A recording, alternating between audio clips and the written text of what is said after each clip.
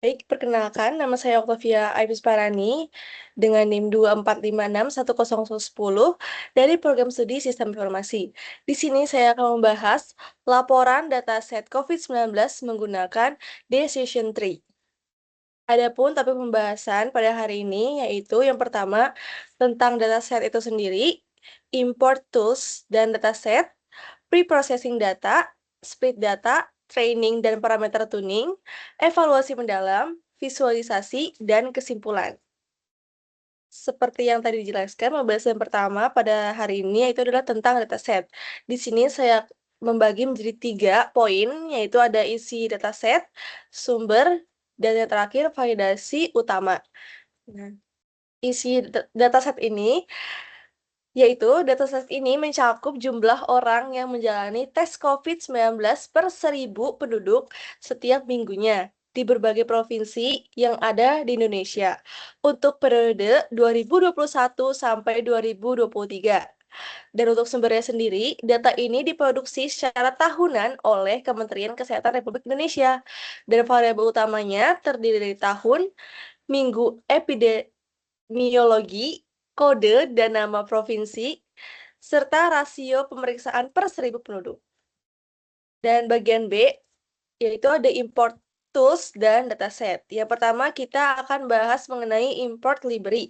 Apa aja sih library yang saya gunakan untuk dataset COVID-19 ini? Di sini saya menggunakan pustaka utama Python seperti Pandas, NumPy untuk olah datanya. Terus ada Matplotlib dan Seaborn untuk visualisasinya. Serta ada Scikit-learn untuk algoritma machine learning dan evaluasi model. Nah, seperti yang bisa dilihat di sini saya ada mengimport pustaka-pustaka dari Python itu sendiri.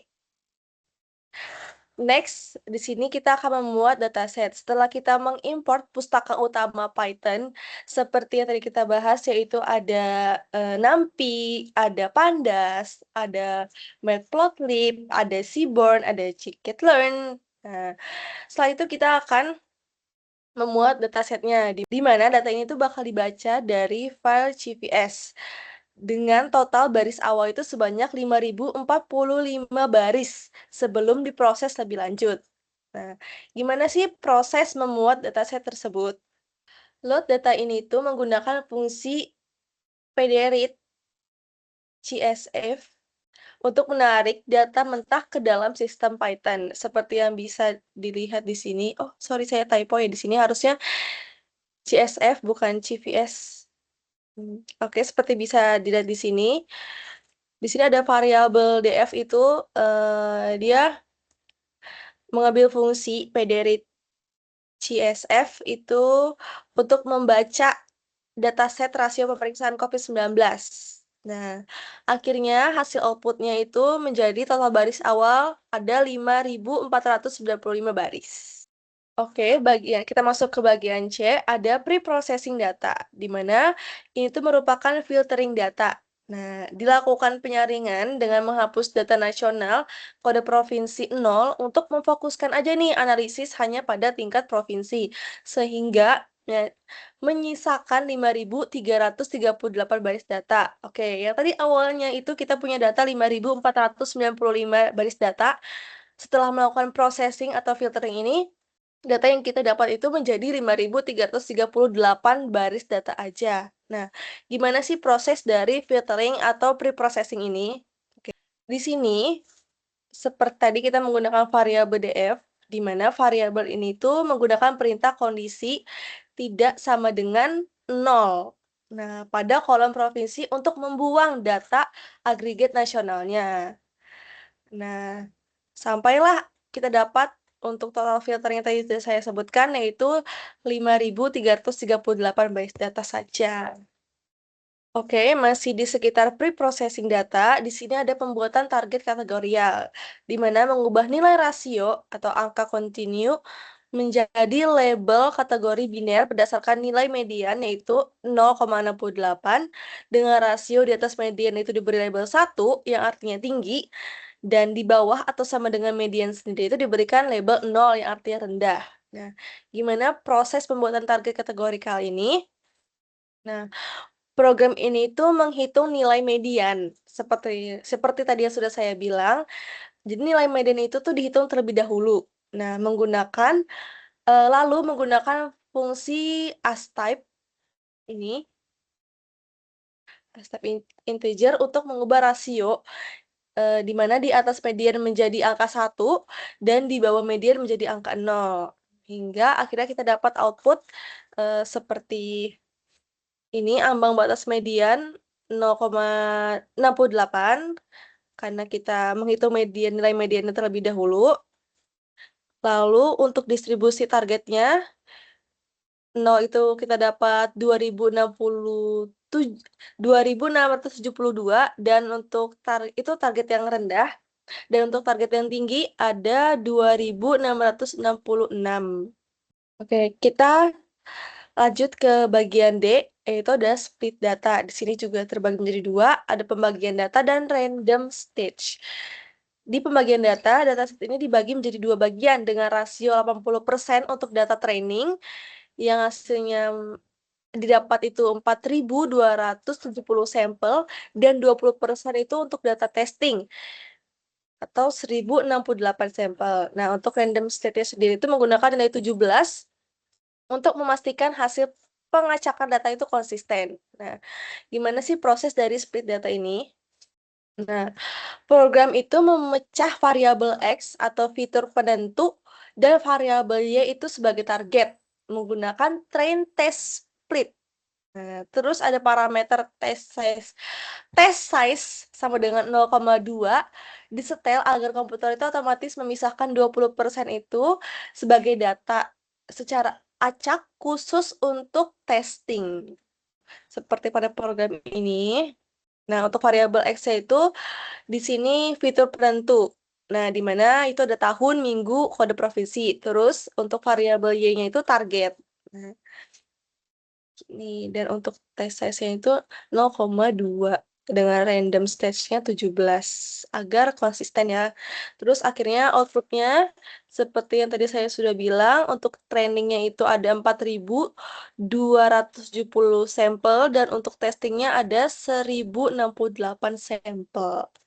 Kita masuk ke bagian E, di sini ada training dan parameter tuning. Ada 3 bagian, yaitu ada metode, optimasi, dan validasi. Nah, di sini saya menggunakan metode algoritma decision tree classifier. Untuk optimasi sendiri, saya menggunakan grid search GF untuk mencari kombinasi parameter terbaik antara kedalaman pohon, ini max dip-nya 2-10, dan kriteria pemisahnya pakai gini atau entropi. Nah, di sini, oh nih, kita bisa lihat. Oke, dan untuk validasinya itu menerapkan teknik five float cross validation untuk memastikan model yang dihasilkan itu nggak overfitting. Dan gimana sih proses dari training dan parameter tuning ini? Oke, untuk proses sendiri, seperti saya sudah bilang, di sini saya menggunakan metode algoritma pengklasifikasian decision tree. Terus untuk optimasi dan validasinya itu menggunakan grid search CF untuk mencari CV untuk mencari kombinasi setelan terbaik gitu, seperti max-dip-nya dan kriterionnya yang dipadukan dengan five-fold cross validation untuk mencegah overfitting tadi. Nah, untuk inisialisasi modelnya di sini memanggil fungsi decision tree classifier-nya itu sebagai algoritma utama. Di sini ya. Ini algoritma utama kita. Nah, terus menggunakan grid search CV itu dengan parameternya CV-nya sama dengan 5, itu tuh ibaratnya menyuruh komputer itu menguji coba puluhan kombinasi settingan kedalaman pohon yang max dip 2-10 tadi itu sebanyak 5 putaran berturut-turut untuk mencari model yang paling terbaik. Itu yang paling juara gitu. Dan kita masuk ke bagian F, yaitu evaluasi mendalam. Di sini ada akurasi dan keseimbangan, di mana akurasi itu model berhasil mencapai tingkat akurasi yang sangat tinggi sebesar 94% pada data pengujian. Dan keseimbangannya, model menunjukkan performa yang stabil dengan seimbang di kedua kelas, rendah maupun tinggi, dengan nilai precision recall dan F1 skornya itu di sekitar 0,93 sampai 0,94. Nah, gimana sih proses evaluasi mendalam ini?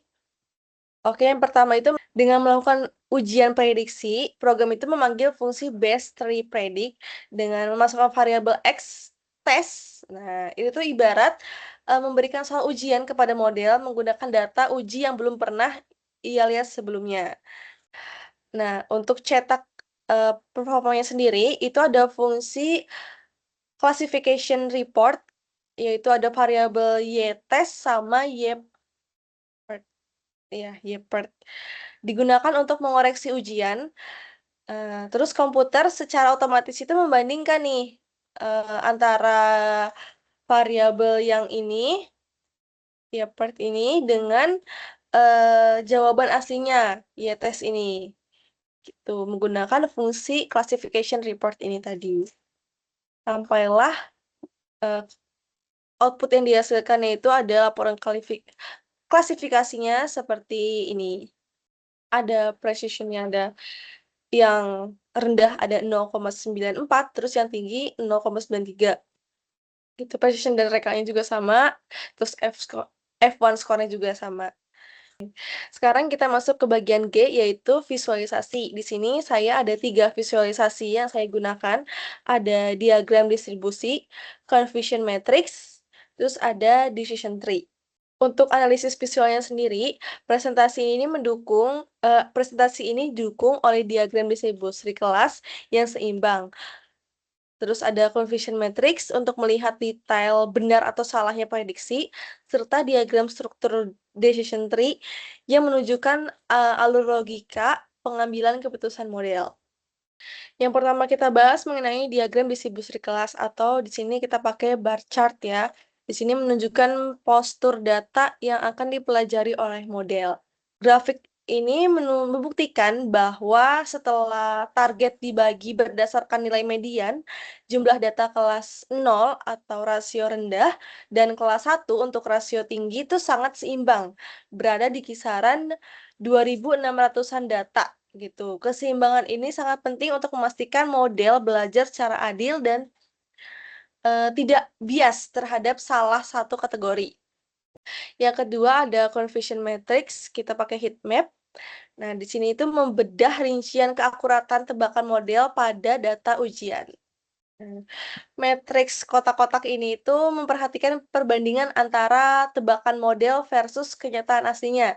Nah, kotak berwarna biru gelap pada garis diagonal ini menunjukkan tingginya jumlah tebakan yang benar, lebih dari 470 sampai 520 data.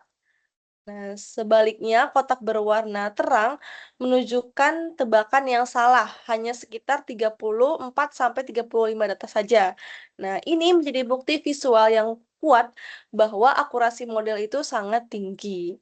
Oke, visual yang terakhir ada visualisasi struktur decision tree atau diagram pohon. Nah, di sini memperlihatkan logika algoritma secara transparan. Nah, diagram ini memetakan bagian komputer mengambil keputusan, mulai dari puncak atau akar hingga ke bawah atau daun.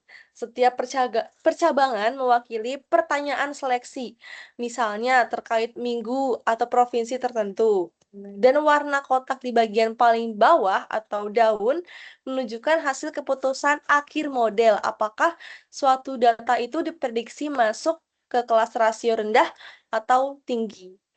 Kita sampai di kesimpulan, penerapan optimized decision tree ini terbukti sangat efektif untuk memprediksi rasio pemeriksaan COVID-19 dengan akurasi 94%. Model ini objektif, tidak bias, dan sangat direkomendasikan untuk digunakan dalam sistem prediksi kesehatan di masa depan. Sekian hasil presentasi dari saya mengenai laporan data set COVID-19 menggunakan Decision Tree. Saya Octavia Ayu Parani, pamit undur diri. Terima kasih.